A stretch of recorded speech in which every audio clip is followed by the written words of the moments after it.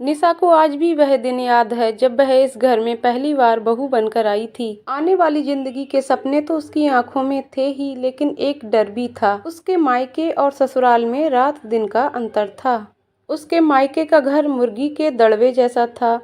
2 जनों से ही वह एक कमरे का घर भर सा जाता था। सुबह उसी कमरे में नहा लेते थे, दिन में उसी कमरे में खाना बना लेते थे और रात में उसी में सो जाते थे। उसके ससुराल में 3 कमरों का घर था, अलग से रसोई घर था और बाथरूम भी था। उनमें से एक कमरा उसे मिलने वाला था। निशा की माँ लोगों के घरों में झाड़ू पोछा किया करती थी।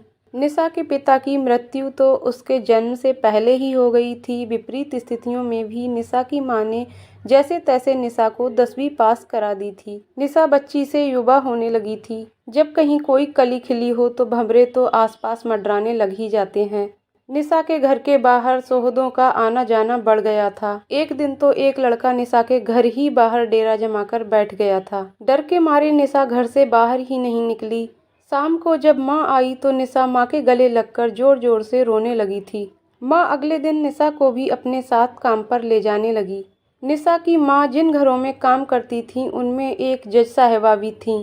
निशा की माँ की आपबीती सुनकर उन्होंने निशा और उसकी माँ को पुलिस में शिकायत दर्ज करने के लिए कहा। तुम अपने निकट के थाने में जाओ, मैं थाना अधिकारी से बात कर लूंगी, जज साहिबा ने कहा। दीदी, छोटे मुंह बड़ी बात होगी, हम गरीबों को वैसे ही इज्जत कौन देता है। थाने में जाने से हमारी ही बदनामी होगी, निशा की माँ ने कहा। जैसी तुम्हारी मर्जी, जज साहिबा ने कहा। कुछ और लोगों ने निशा की मां को सुझाव दिया कि निशा की शादी करवा दो। पराई अमानत जितनी जल्दी दूसरे के घर पहुंचे उतना ही अच्छा। उन्हीं दिनों निशा के एक दूर के मामा ने ये रिश्ता बताया। डूबते को तिनके का सहारा था। लड़का विदुर है, पहली बीवी से कोई औलाद नहीं है, बस 2 ही भाई हैं। लड़का सरकारी नौकरी करता है, एक छोटा भाई है जो अभी पढ़ रहा है। बस लड़का अपनी निशा से थोड़ा बड़ा है। जाति समान होने के कारण वह अपनी निशा को बहू बनाने के लिए तैयार हैं। नहीं तो उनके बेटे के लिए तो लड़कियों की लाइन लगी हुई है, निशा के मामा ने कहा। निशा की माँ को तो सपने में भी ऐसा रिश्ता मिलने की उम्मीद नहीं थी। इसीलिए लड़का जो निशा से थोड़ा बड़ा था, ये थोड़ा सा अंतर 13 वर्ष का था। माँ को ज्यादा नहीं अखरा था। बेटा, मर्द का क्या है, हमेशा ही जवान रहता है, ये तो सरकारी नौकर है। तेरी गरीब माँ इससे बढ़िया रिश्ता कभी नहीं ढूंढ सकती। विदुर है लेकिन कोई छोरा छोरी नहीं है। पता नहीं माँ अपने आप को समझा रही थी या निशा को, लेकिन निशा को इस रिश्ते से कोई ऐतराज नहीं था। एक साधारण से समारोह में कुछ गिने चुने लोगों की उपस्थिति में निशा की शादी हो गई थी। जज साहिबा जरूर निशा की तरफ से शादी में आई थीं। कुछ मिनट रुककर वह चली गई थीं। निशा इस घर में राकेश की दुल्हन बनकर आ गई, लेकिन वह हमेशा गरीब की बेटी ही रही। उसे बार बार यह एहसास दिलवाया जाता कि उसकी माँ लोगों के घरों में झाड़ू पोछा करती है। ससुराल में किसी दिन खाने के लिए कुछ अच्छा बनता तो कहा जाता कि निशा, शर्मा मत, अच्छे से खा ले। आज से पहले तुझे ये सब खाने को कहाँ मिलता होगा। कोई भी नई साड़ी या सूट आता तो कहा जाता कि इसको तो पसंद आ ही जाएगा। आज से पहले तो दूसरों के उतरे हुए कपड़े ही पहनती थी। कहीं पर भी जाना होता तो कहा जाता कि अच्छे से तैयार हो, तेरी बस्ती में तो कुछ भी चल जाता होगा, यहाँ अच्छे से रहे, हम लोगों की इज्जत है। इसके घर में क्या आएगा, इसकी माँ खुद का पेट भर ले वही बहुत है। हम तो कन्या कलश लेकर आए हैं, बस हमने तो सोचा था कि एक गरीब लड़की की जिंदगी संवर जाएगी। धर्म का धर्म और कर्म का कर्म। निशा की सास अक्सर यही बातें करती रहती। बड़ी प्रसिद्ध थी कि गरीब की जोरू पूरे घर की भाभी होती है। गरीब को अपमानित करना बड़ा आसान होता है। पूरी उम्र वह यही देखती आ रही थी। निशा ने किसी से सुना था कि बहू अपने से कमजोर खानदान की लानी चाहिए। अब निशा को मतलब समझ आने लगा था कि अपने से कमजोर परिवार की बहू को आसानी से दबाया जो जा सकता है। ऐसी घर की बहू को घर की नौकरानी बनाकर रखा जा सकता है। ऐसा केवल निशा जैसी कम पढ़ी लिखी लड़कियों के साथ ही नहीं बल्कि सबके साथ होता है। जज साहिबा ने एक बार बताया था कि उनके साथ एलएलबी में एक लड़की थी। वह क्लास की टॉपर थी। उसका स्कूल टाइम से कोई दोस्त था। दोनों शादी करना चाहते थे। फिर निशा ने पूछा था। लड़के की जो माँ थी उसने साफ साफ कह दिया था कि एलएलबी डिग्री वाली लड़की से अपने बेटे की शादी नहीं करेगी। वकील बहू घर के 10 कानून लाएगी, जज साहिबा ने कहा। फिर क्या हुआ, निशा ने पूछा था। प्यार औंधा होता है। प्यार की खातिर उस लड़की ने अपना कैरियर छोड़ दिया। उसने ना तो प्रैक्टिस शुरू की और ना ही मेरी तरह जज बनी। कलेक्ट की कोचिंग में कुछ दिन पढ़ाया और बच्चे होने के बाद वह भी छोड़ दिया। जज साहिबा ने कहा। कलेक्ट क्या होता है? निशा ने पूछा। छोड़, बस ये जान ले कि हमारी क्लास की सबसे होशियार लड़की अब घर पर बैठी है, जज साहिबा ने कहा। ससुराल में अपमान जब जज साहिबा की दोस्त को भी झेलना पड़ा तो निशा किस खेत की मूली है। निशा अपमान के कड़वे घूंट पीकर ससुराल में रह रही थी, क्योंकि स्त्री के पास और कोई विकल्प नहीं होता और ससुराल में सब चुपचाप सहना, यही तो संस्कार हैं। सब कुछ ऐसा ही चलता रहता अगर राकेश की एक दुर्घटना में मौत होने की खबर न आई होती। राकेश की मृत्यु के 15 दिन बाद निशा के ससुराल वालों ने निशा को उसकी मां के घर शोक खोलने भेज दिया। जो निशा एक बार गई, 1 महीना हो गया, लेकिन ससुराल से कोई बुलावा नहीं आया। उधर मायके में निशा एक दिन चक्कर खाकर गिर पड़ी। मां उसे पास ही के सरकारी अस्पताल में दिखाने लेकर गई। वहां डॉक्टर ने निशा का चेकअप किया और बताया कि निशा मां बनने वाली है। अगर पहले जैसा वक्त होता तो निशा और उसकी मां खुशी से झूम उठते, लेकिन अब दोनों को समझ ही नहीं आ रहा था कि क्या करें। एक दूसरे का हाथ थामे दोनों अपने घर आ गए थे। रात को खाना खाने के बाद निशा और उसकी मां गद्दे फर्श पर डालकर लेट गए।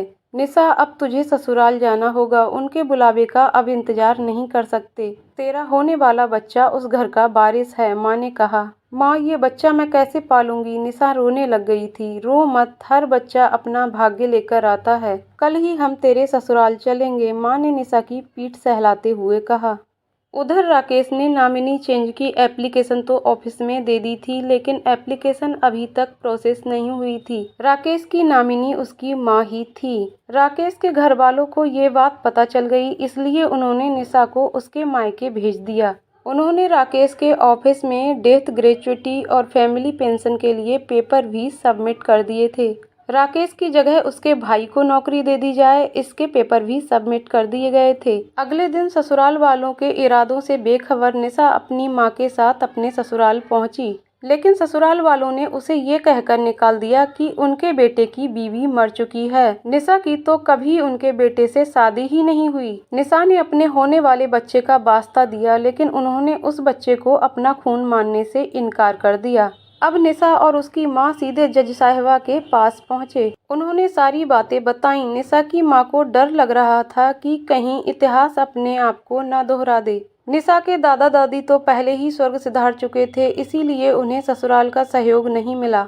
निशा के ससुराल वाले अपने छोटे बेटे की जिंदगी संवारने के चक्कर में हैं। निशा को उसके पति की जगह सरकारी नौकरी मिलेगी, क्योंकि वह पत्नी होने के नाते उसकी उत्तराधिकारी है। उसे बहुत बड़ी रकम भी मिलेगी। उसके ससुराल वाले नौकरी और रकम सब डकारना चाहते हैं, इसीलिए ऐसी बातें कर रहे हैं। जज साहिबा ने कहा, दीदी अब आप ही बताओ हम क्या करें? अब तो निशा पेट से भी है, निशा की माँ ने पूछा। सबसे पहले निशा के पति के ऑफिस में हम एक एप्लीकेशन लगाएंगे कि निशा उसकी कानूनन अधिकारी है। मैरिज सर्टिफिकेट देना होगा, जज साहिबा ने कहा। सर्टिफिकेट तो कोई नहीं है हमारे पास, निशा ने कहा। तुमने अपनी मैरिज रजिस्टर्ड नहीं करवाई? मैरिज सर्टिफिकेट बहुत जरूरी होता है, जज साहिबा ने कहा। दीदी अब ये कानूनी दाव पेच हम तो जानते नहीं, निशा की माँ ने कहा। अरे ये कानूनी दांव पेच नहीं है, ये तो बेसिक बातें हैं। निशा तुम तो पढ़ी लिखी हो, तुमने भी ध्यान नहीं दिया, जज साहिबा ने कहा। नहीं दीदी, निशा ने कहा। राकेश ने तुमसे कभी भी नामिनी आदि की बात की थी कभी? जज साहिबा ने पूछा। नहीं दीदी, वह क्या होता है? निशा ने अनभिज्ञता जाहिर की।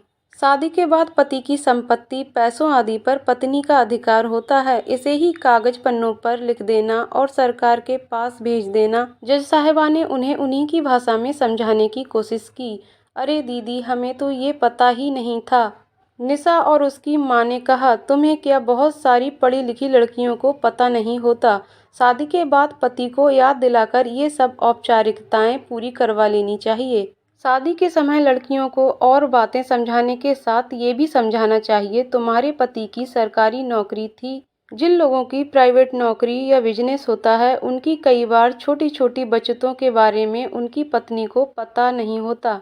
पति के सारे फाइनेंस के बारे में पत्नी को शादी होते ही जान लेना चाहिए। मैं भी कहाँ तुम्हें उपदेश देने बैठ गई। जज साहिबा ने कहा, तो दीदी अब क्या होगा? हम तो पढ़े लिखे भी नहीं हैं, लिखा पढ़ी की हमको करनी नहीं आती। क्या हमारी निशा और उसके होने वाले बच्चे को कुछ नहीं मिलेगा? निशा की माँ ने कहा। नहीं नहीं, तुम चिंता मत करो। जज साहिबा ने कहा, चिंता कैसे ना करें, हमें डर लग रहा है कि हम अपनी बेटी को कहीं अपनी खुद की किस्मत की विरासत में ना सौंप दें। निशा की माँ ने कहा, ऐसा मत सोचो, हर समस्या का समाधान होता है, कोई बात नहीं। निशा की शादी की फोटो से हम साबित कर सकते हैं कि वह राकेश की कानूनन पत्नी है। कुछ गवाह तो मिल ही जाएंगे, मैं पुलिस से बात कर लेती हूँ, तुम ससुराल जाकर ही रहो। घरेलू अहिंसा अधिनियम तुम्हारी सहायता करेगा, जज साहिबा ने कहा। जज साहिबा की सलाह के अनुसार निशा अपनी मां के साथ अपने पति राकेश के ऑफिस पहुंची। वहां ऑफिसर से बात की और उन्हें शादी के फोटोज दिखाए। आप सही समय पर आई हैं।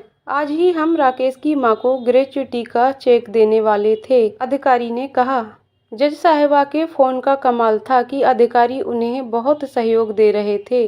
अधिकारी ने राकेश की फाइल और सर्विस बुक मंगवाकर देखी। उसमें निशा को नॉमिनी बनाए जाने की एप्लीकेशन भी थी। अधिकारी ने अपने मातहत को बुलाकर कहा कि नॉमिनी एप्लीकेशन पर तुरंत कार्यवाही की जाए। आप अपने सारे पेपर सबमिट कर दीजिए। आपका दावा सबसे मजबूत है। आपके ससुराल वालों ने भी कागज सबमिट कर रखे हैं, इसीलिए थोड़ा वक्त लग सकता है, अधिकारी ने निशा से कहा।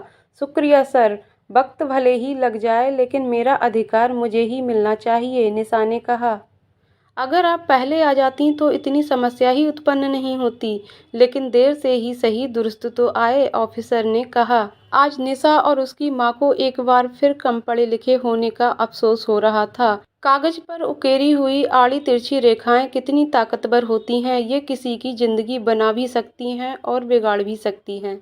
पुलिस की मदद से निशा अपने ससुराल में रहने आ गई थी। आज किसी ने उससे बात नहीं की। अपना खाना पीना सब अपने ही कमरे में करना, सासू माँ ने कह दिया था। अपने दावे को मजबूत करने के लिए निशा ने कभी कभी अपने ससुराल आकर रहने का निश्चय किया था। निशा ने अपने पति के ऑफिस में एप्लीकेशन लगा दी थी। पति के ऑफिस वालों ने कार्यवाही शुरू कर दी थी। ससुराल वाले कहाँ चुप बैठने वाले थे, वो कोर्ट में चले गए, लेकिन निशा का पक्ष मजबूत था। कुछ महीनों के बाद निशा के दावे को मान लिया गया। उसे पति की पेंशन मिली और अनुकंपा नियुक्ति के लिए भी उसे योग्य मान लिया गया था। इसी बीच निशा एक बेटे की मां बन गई और कागज के महत्व को समझते हुए निशा ने अपने बेटे का जन्म प्रमाण पत्र भी बनवा लिया। नौकरी लगते ही गरीब की बेटी निशा अपना ससुराल छोड़कर अपने बेटे को लेकर नौकरी वाले शहर चली गई। दोस्तों, इसीलिए पढ़ाई बहुत महत्वपूर्ण है, क्योंकि आजकल जरा सा नीचा पाकर लोग दूसरों को नीचा दिखाने का मौका नहीं छोड़ते। अगर आज निशा पढ़ी लिखी होती तो उसको इतना सब कुछ झेलना नहीं पड़ता। खैर, सत्य की हमेशा जीत होती है। दोस्तों, कमेंट करके ज़रूर बताइएगा कि आपको आज की कहानी कैसी लगी। कहानी पसंद आई हो तो वीडियो को लाइक शेयर करें और चैनल को सब्सक्राइब करें। वीडियो को अंत तक देखने के लिए बहुत बहुत धन्यवाद दोस्तों।